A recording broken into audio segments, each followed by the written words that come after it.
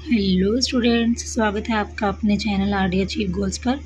तो जहां पर चल रहा है इकोनॉमिक्स इन हिंदी मीडियम, हम कर रहे हैं 12th क्लास की इकोनॉमिक्स की बुक जो है भारतीय अर्थव्यवस्था का विकास में से चैप्टर नंबर 3 कृषि की विशेषताएं, समस्याएं एवं नीतियाँ।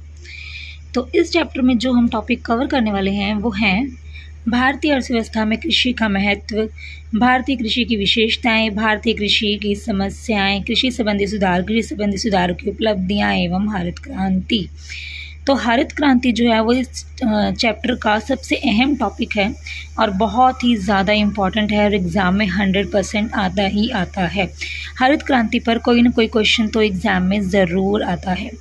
तो ये टॉपिक जो है हम इस चैप्टर में कवर करने वाले हैं।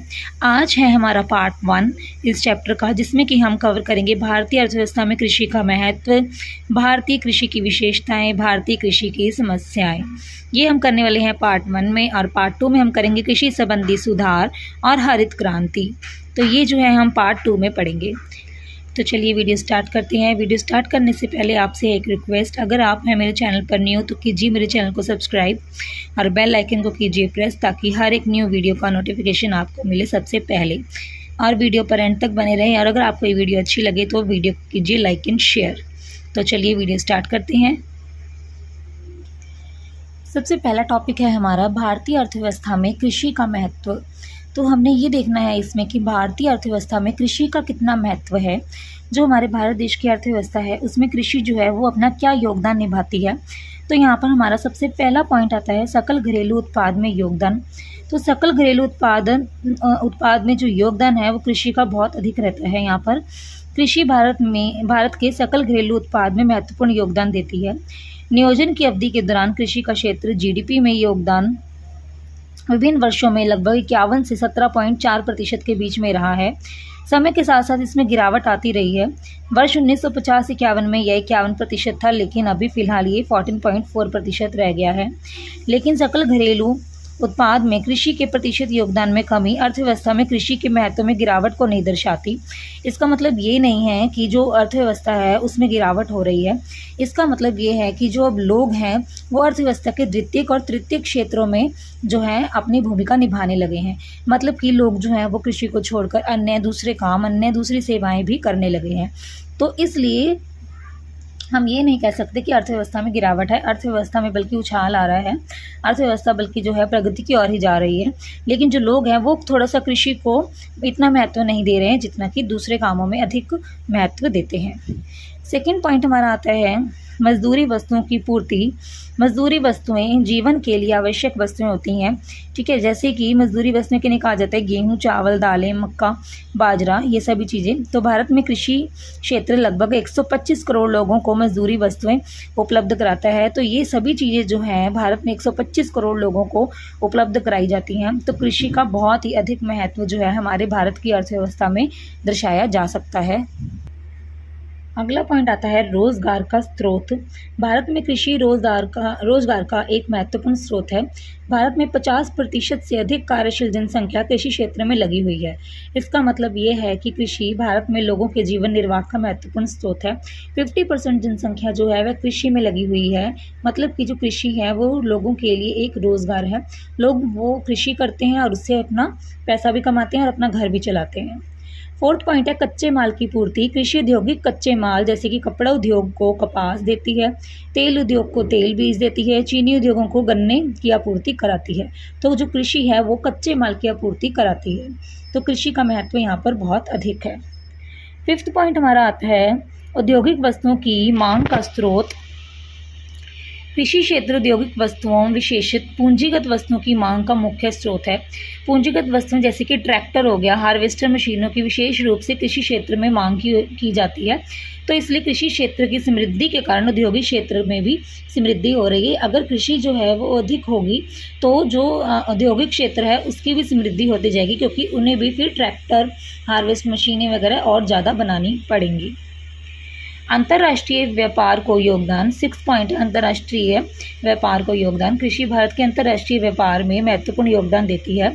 अतः 2018-19 में देश के कुल निर्यातों में कृषि क्षेत्र का भाग 11.76% था। भारत चाय, जूट, काजू, तंबाकू, कॉफ़ी और मसाले इन सभी का निर्यात करता है। ठीक है, निर्यात विदेशी विनिमय के स्रोत होते हैं जिसकी भारत को रक्षा सामग्री तथा कच्चे तेल के आयात के लिए आवश्यकता होती है। तो ये सभी चीज़ें वो जो है भारत दूसरे देशों को देता है और दूसरे देशों से वो रक्षा सामग्री प्राप्त करता है। 7वां पॉइंट आता है घरेलू व्यापार में योगदान। देश के घरेलू व्यापार में भी कृषि एक महत्वपूर्ण भूमिका निभाती है। यह बात इस तथ्य से पता चलती है कि भारत में लाखों लोग अपनी आवश्यकताओं की पूर्ति के लिए कृषि उत्पादों को खरीदने पर भारी व्यय करते हैं। मतलब कि कृषि जो है वो लोगों के लिए इतनी ज़रूरी है, वो एक ऐसी ज़रूरतमंद चीज़ है। तो कृषि से जो चीज़ें बनती हैं, जो एक उत्पाद प्राप्त होता है, लोग उसके ऊपर बहुत सारा व्यय करते हैं क्योंकि वो उनकी ज़रूरतमंद चीज़ें होती हैं। 8 है यातायात उद्योग का भी समर्थन करती है कृषि। भारत में कृषि यातायात उद्योग को बहुत ही महत्वपूर्ण समर्थन प्रदान करती है क्योंकि भारत में रेल मार्ग और सड़क मार्ग दोनों ही अधिकांशतः कृषि उत्पादों को लेकर जाते हैं और लेकर आते हैं।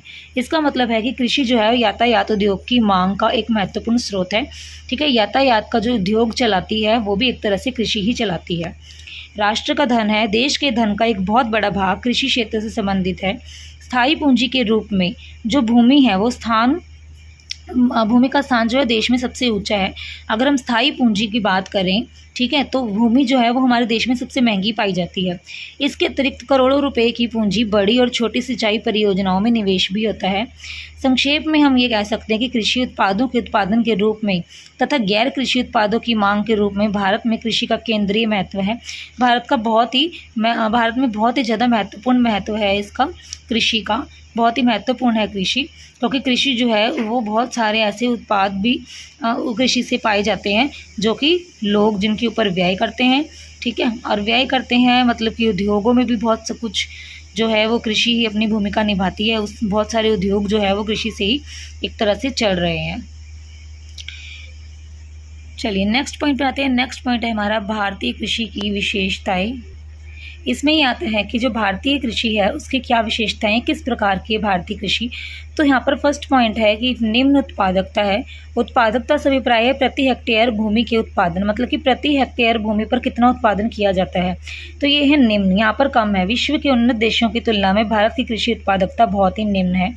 देखिए यहाँ पर एक इन्होंने टेबल भी दिया है, जैसे कि फसल जैसे कि चावल देखे जाए तो भारत में 3.6 टन जो है वो उगाया जाता है प्रति हेक्टेयर भूमि पर, लेकिन चीन में ये 6.8 है और वियतनाम में ये 5.8 है और विश्व का जो औसत है वहाँ पर 4.5 है।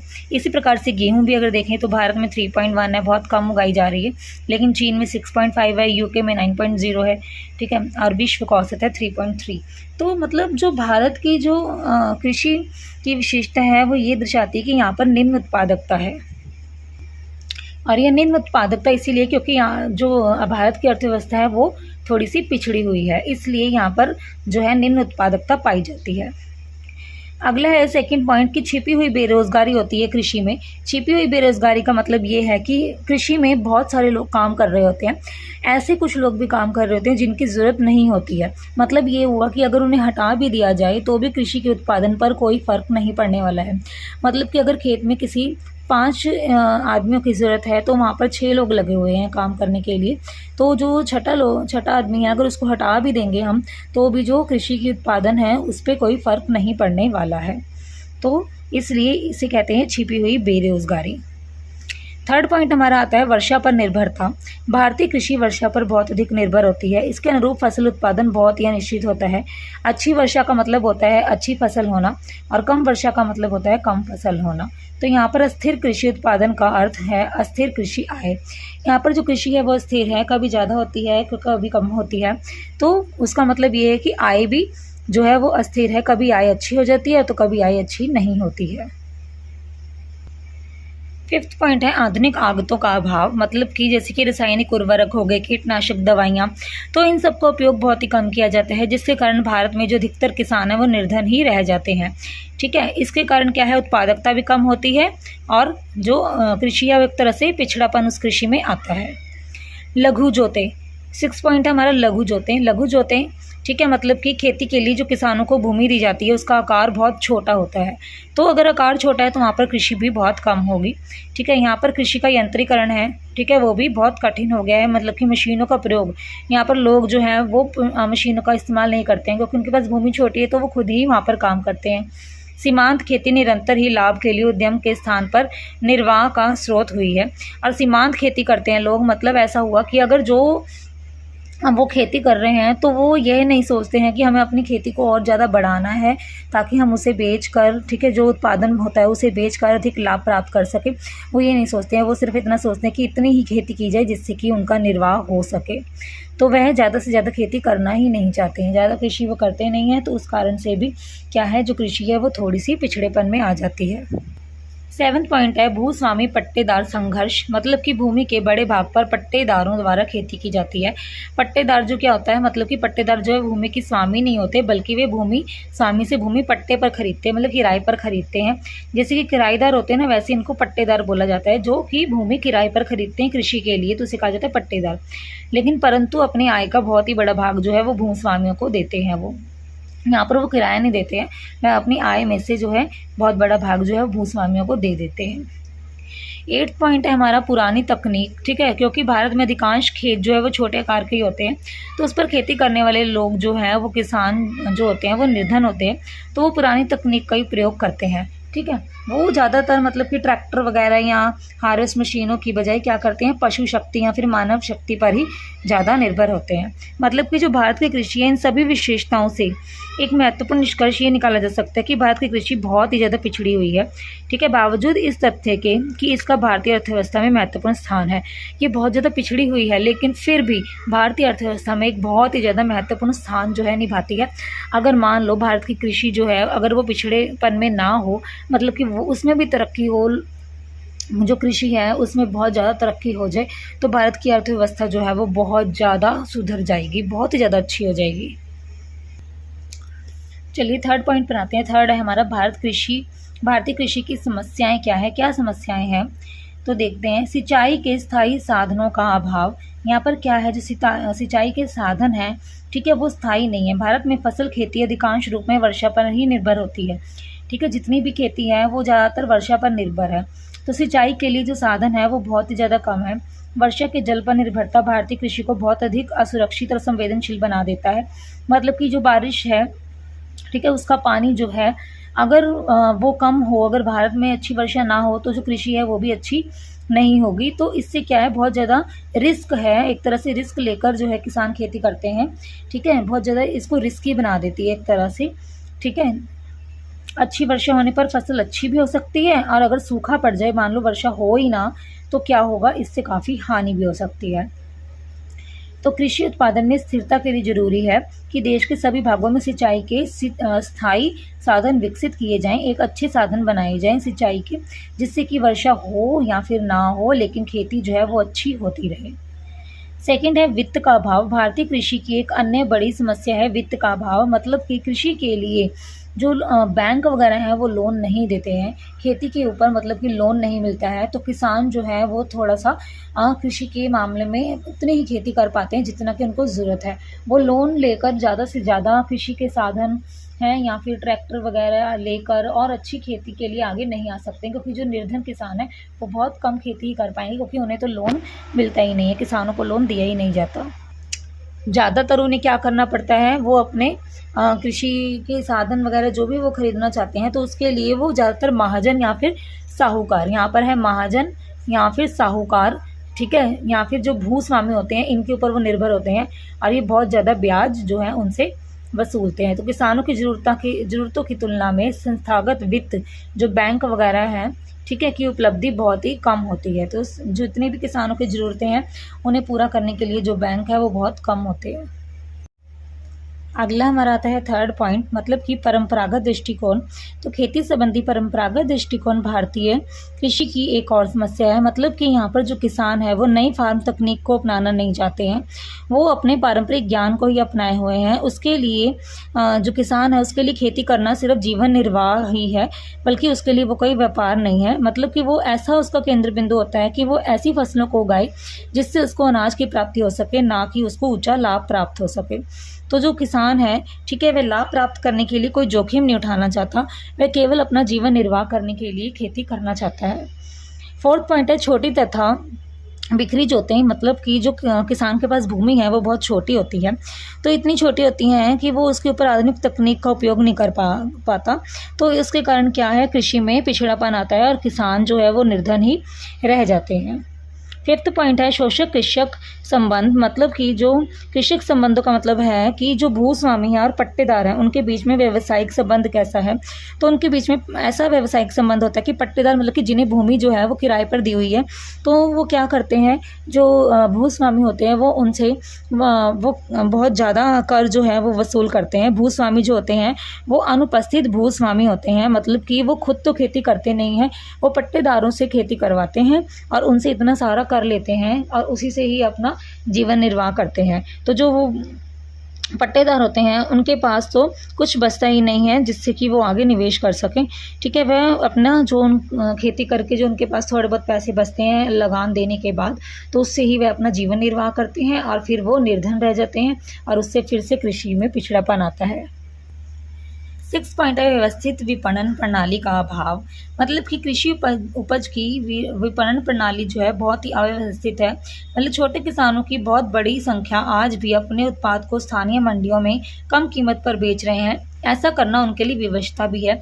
मतलब कि ऐसे किसान बहुत सारे हैं जो कि कृषि करके अपने उत्पाद को बहुत ही कम जो रेट है बहुत ही कम कीमत पर उसे बेचते हैं, क्योंकि वो विवश होते हैं उसी रेट पर उसे बेचने के लिए, क्योंकि उन्हें पैसों की बहुत अधिक ज़रूरत होती है। तो जो भी कीमत जो है उन्हें मिल जाए वह इसी कीमत पर उन्हें बेच देते हैं। वे महाजनों या फिर साहूकारों को उनसे मध्यस्थों द्वारा लिए ऋण के बदले अपनी उपज बेचने के लिए मजबूर होते हैं, या फिर वो क्या करते हैं, जो भी उन्होंने महाजनों से या फिर साहूकारों से जो पैसे लिए होते हैं तो उनको ब्याज देना होता है। तो ब्याज देने के बदले में वो क्या करते हैं, अपने खेती को ही बहुत कम रेट में बेच देते हैं, फिर उन्हें ब्याज नहीं देना पड़ता है। तो संक्षेप में हम यह कह सकते हैं कि भारत में कृषि को उन अनेक समस्याओं का सामना करना पड़ता है जो फसलों के उत्पादन से लेकर विक्रय तक सामने आती हैं। मतलब कि किस तरह से वस्तुओं का उत्पादन हो रहा है, फसलों का उत्पादन हो रहा है और किस तरह से उन्हें बेचा जा रहा है, ये सभी समस्याएं जो हैं ये कृषि में आती हैं। ठीक है, उत्पादन के स्तर पर आधुनिक आगतों का विवेकपूर्ण उपयोग नहीं किया जाता है। ठीक है, यहाँ पर आधुनिक आगतें जो हैं उनका उपयोग नहीं हो रहा है, अच्छे ढंग से उपयोग नहीं हो रहा है, जिसके कारण उत्पादकता जो है वो निम्न बनी रहती है, उत्पादकता जो है वो बहुत ही कम रहती है। और विपणन स्तर पर अधिकांश छोटे किसानों को उनकी फसल की अच्छी कीमत भी प्राप्त नहीं होती है, क्योंकि व्यवस्थित विपणन प्रणाली का अभाव भी यहाँ पर पाया जाता है। तो बच्चों यहाँ पर जो है ये पार्ट 1 जो है वो ख़त्म होता है। आगे जो है हम दूसरे पार्ट में हम करेंगे अपना बाकी का बचा हुआ चैप्टर। तो अगर आपको हर एक पॉइंट जो है, अगर कोई भी पॉइंट अगर आपको समझ में ना आया हो तो आप मुझे कमेंट बॉक्स में ज़रूर बताइए। और अगर आपको वीडियो लगा हो अच्छा तो लाइक कीजिए, शेयर कीजिए, और हाँ, अगर मेरे चैनल पर नहीं हो तो कीजिए मेरे चैनल को सब्सक्राइब और बेल आइकन को भी ज़रूर प्रेस कीजिए। ओके बच्चों, तो गुड बाय, गुड लक।